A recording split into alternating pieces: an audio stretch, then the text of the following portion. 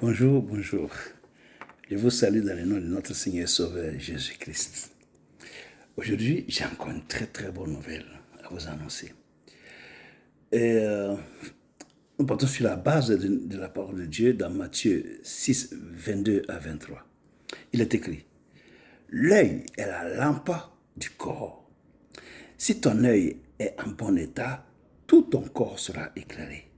Mais si ton œil est en mauvais état, tout ton corps sera dans les ténèbres. Vous voyez, les yeux que nous avons, que Dieu nous a donnés, c'est pour regarder, apprécier et donner gloire à son nom et vivre notre vie décemment.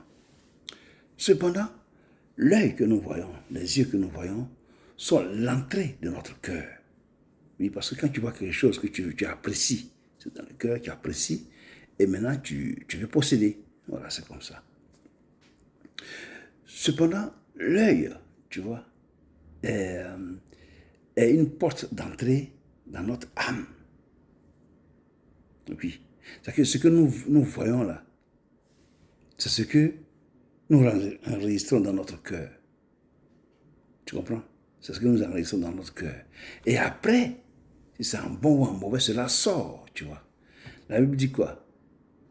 Que ce qui suit l'homme, c'est ce qui sort de lui. C'est du cœur que viennent de mauvaises pensées, les vols, les adultères, les faux témoignages, et toutes sortes de mauvais. Tu vois, non? Mais avant de sortir, il faut que ça rentre. Tu comprends?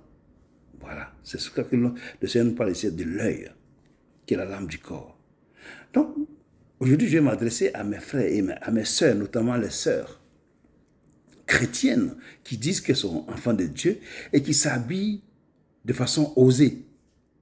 Oui, vous vous habillez de façon osée en mettant en exergue vos rondeurs.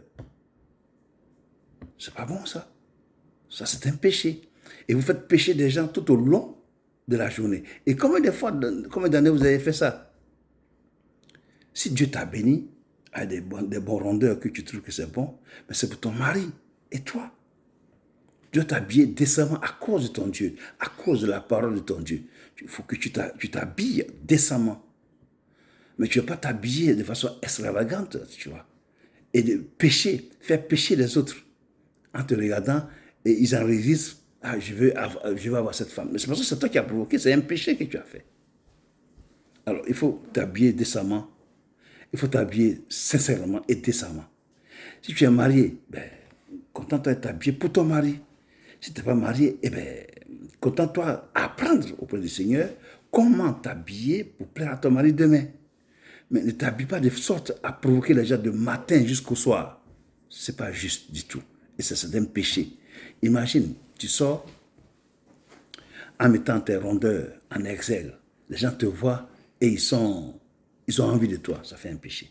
Parce que le Seigneur dit que celui qui regarde une femme et qui la combat dans son cœur a déjà commis l'adultère avec elle dans son cœur.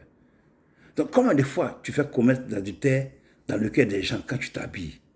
Et par jour, combien de fois?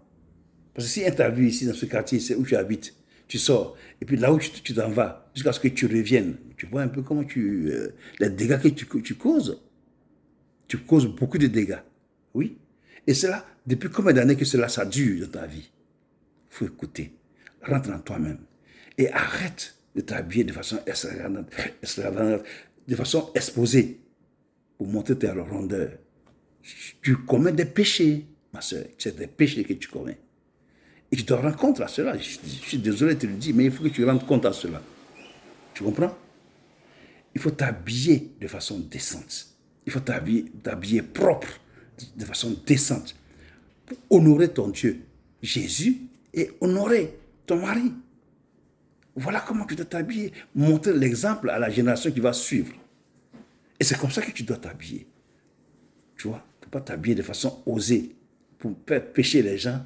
Dieu va noter ça le jour que tu seras devant lui. Il va te montrer tout ce que tu as fait.